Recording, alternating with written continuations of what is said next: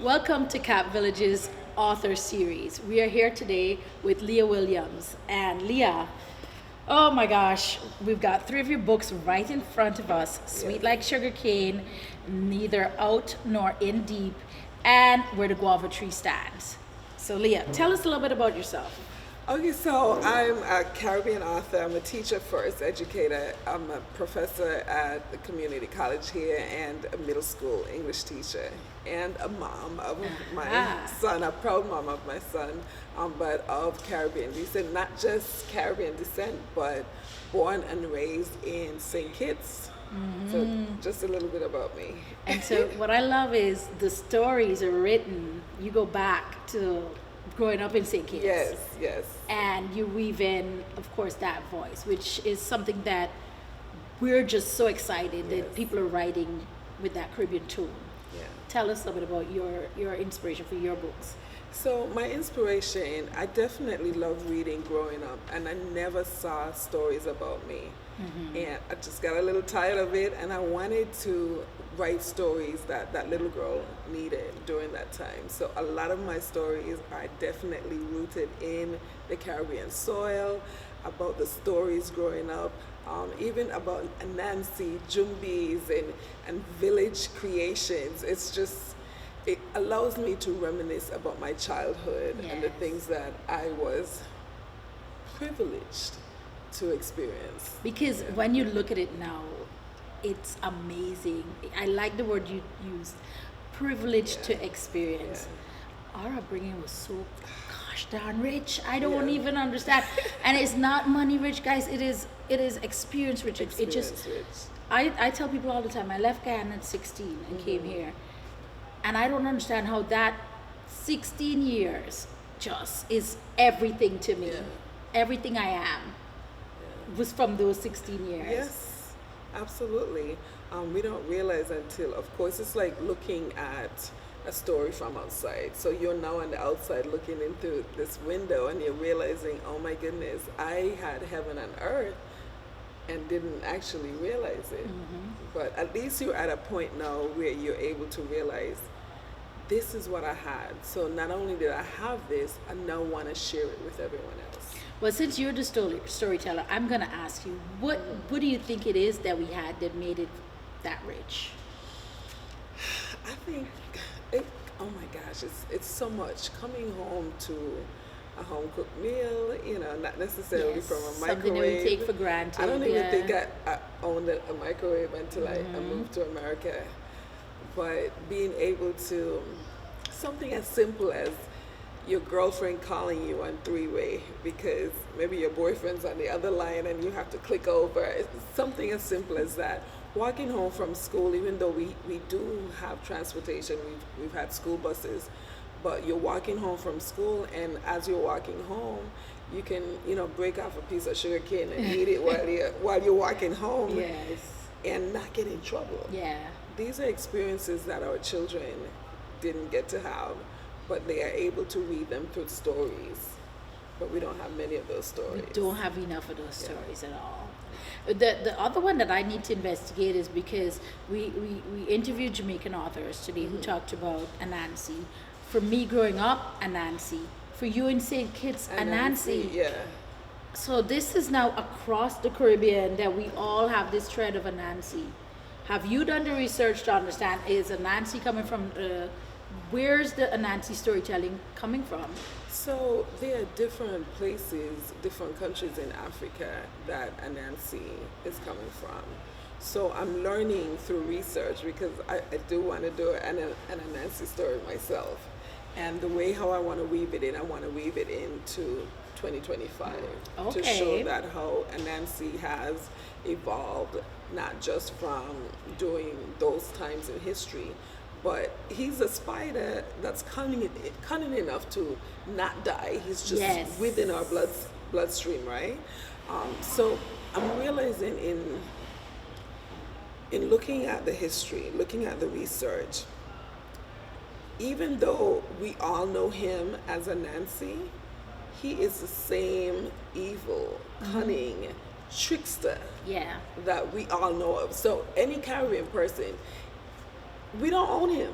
because we all come from the same place, basically, essentially, but we don't own him. So I can tell him in a different way. A Jamaican author can tell him in a different way, but he still has that same theme of being cunning, being a trickster, being not trustworthy. Yes, yes, yes.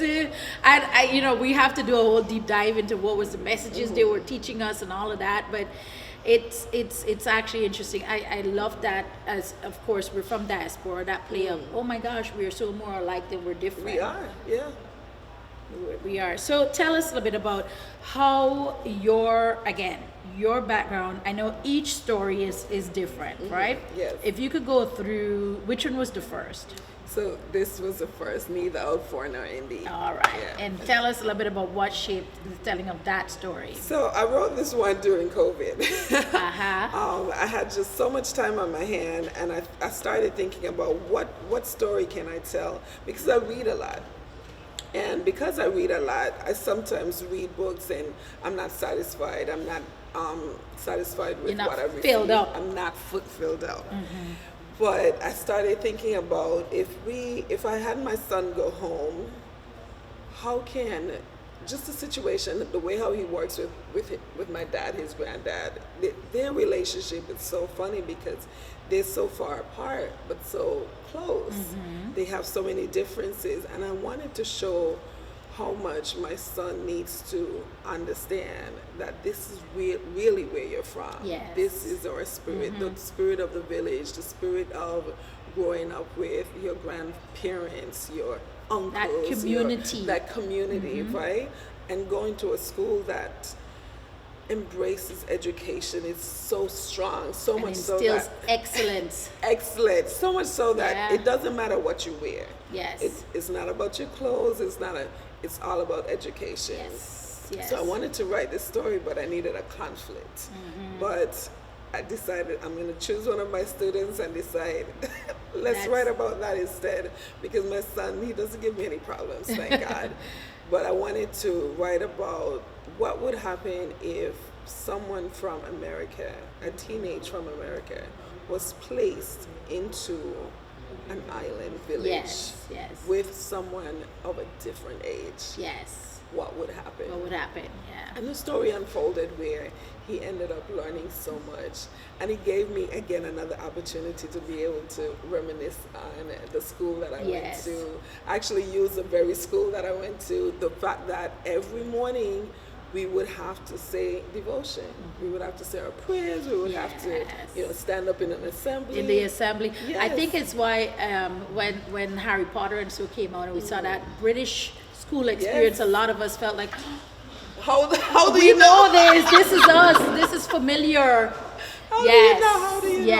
Yes. So I definitely wanted to do that, because I know in a lot of the Caribbean islands, when we get our babies, sometimes we get our babies here in America and we send them back to the islands so that they can be raised, because we're busy working, we're busy doing whatever. But I wanted to see what would happen if this young man already developed somewhat here with the niceties of the internet, video games and all that stuff. How would he manage here? Having to go to the mountain, going to the beach every day, getting your own food. So that's what I wanted. That's why I wanted to write this story. And then the second one was? So the second one, Where the Guava Tree Stands. This is actually my first poetry book. Oh, okay. So I teach English, and I'm always wanting to express how I feel, what I'm thinking. And I started to write this one because I had students who were not showing up to class because of the immigration issues that are happening right now. And I wanted to write about a young girl who would be experiencing this thing, because I think as adults we don't realize that our students or our children are experiencing this fear. So much fear and pressure, so much fear. So in this book, Where the Guava Tree Stands, this young girl, they have just gotten their green card and they've moved to Orlando. However, even though they've done everything legally, they're still the laws are getting ready to change. They're still in fear of being deported. And I wanted to use poetry because I think poetry shows more emotion. I like and that. it gives more space to be able to show understanding. So that's why I wrote this one.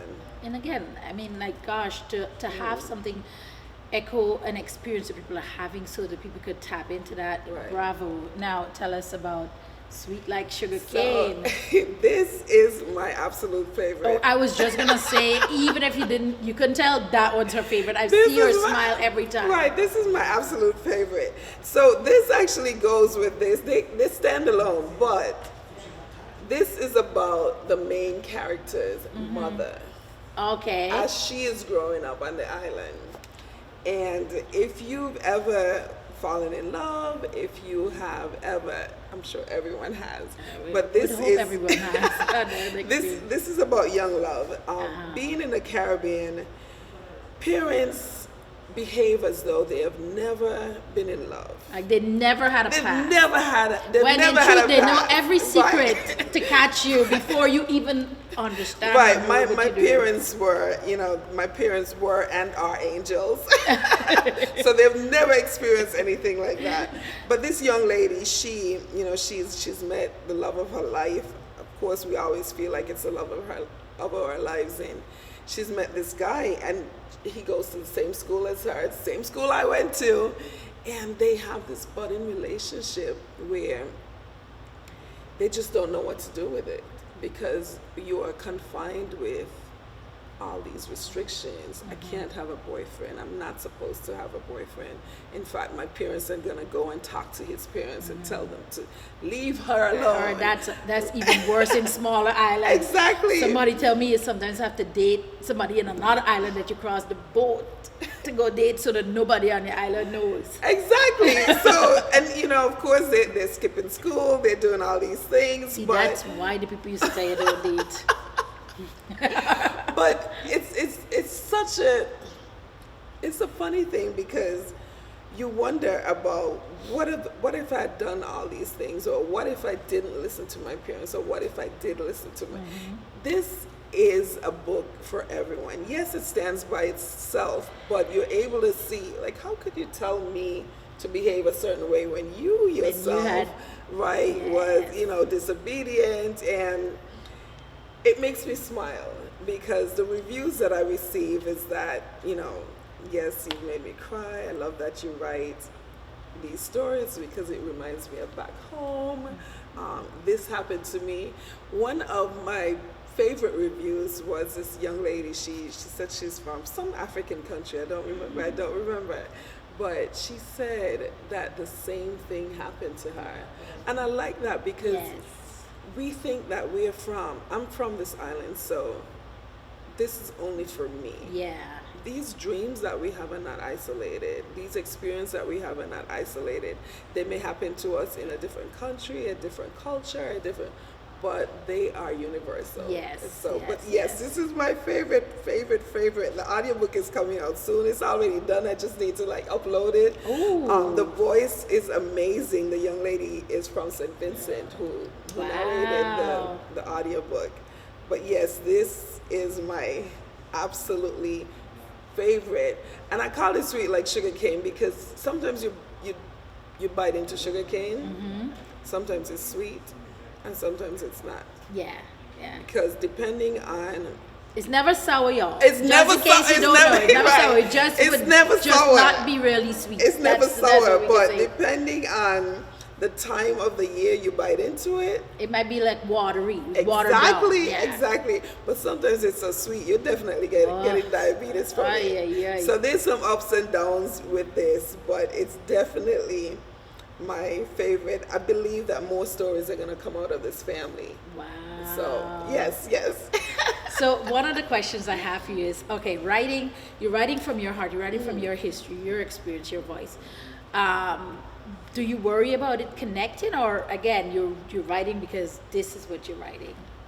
So I'm not worried about it connecting.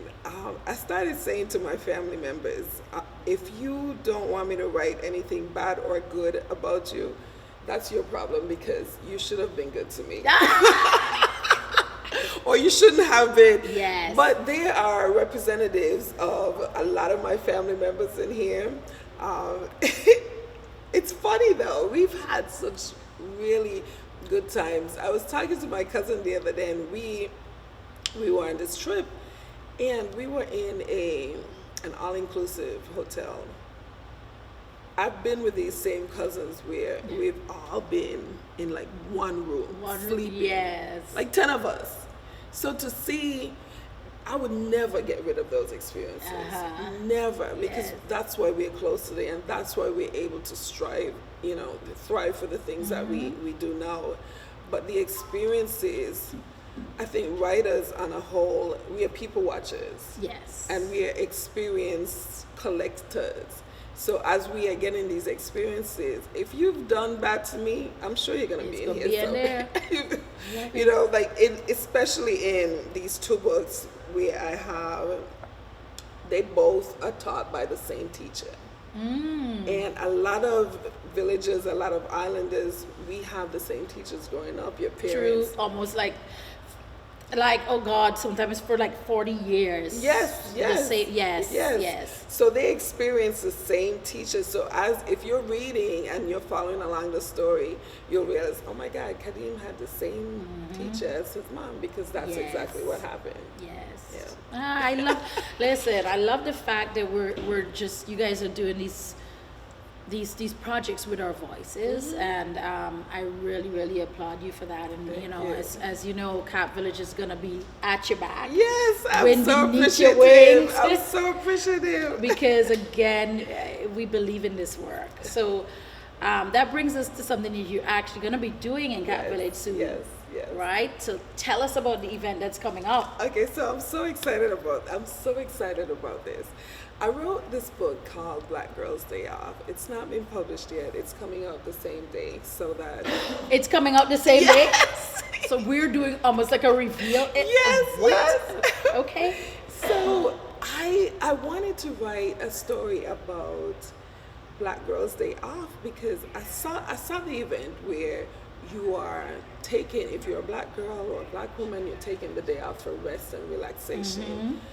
But then the story turned into this thing where these three girls, they take the day off for a Black Girls Day Off, and then they go back into time.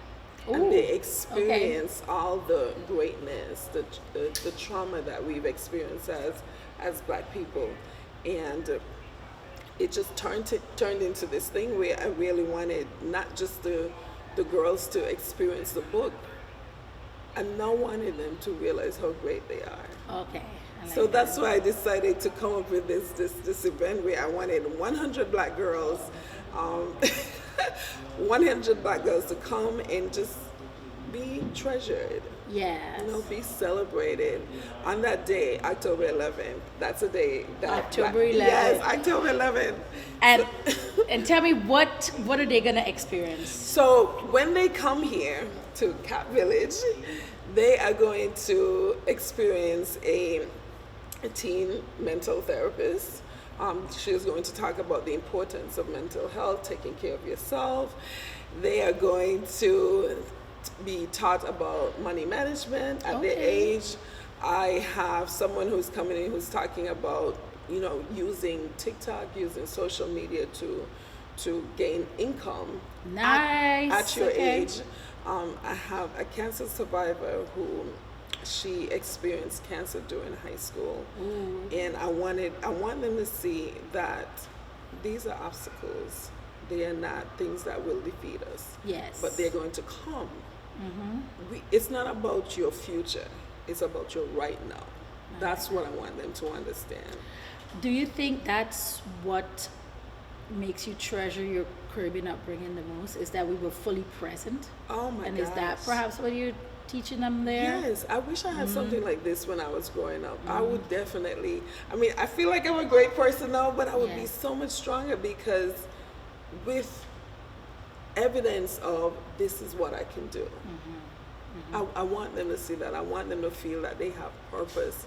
Even if you don't know what you want to be right now, and it's ages 12 through through 18. Okay. Even if you don't know what you want to be right now, I want you to know that you are somebody right now. Got it. So, yeah, I'm Yeah. excited about it. We're And excited. everyone will receive a swag bag, which includes the book. So they will be some of the first people to receive the book. I Yeah. love it. I love Yeah. it. I love it. I love it. I cannot wait. October 11th, right here at Cap Village. Yes, We yes. now know it's even more than we thought it was going to be. We're excited. Yes. So registration is open. Please sign up. The first 100 girls, they get to come in for free, absolutely free. What?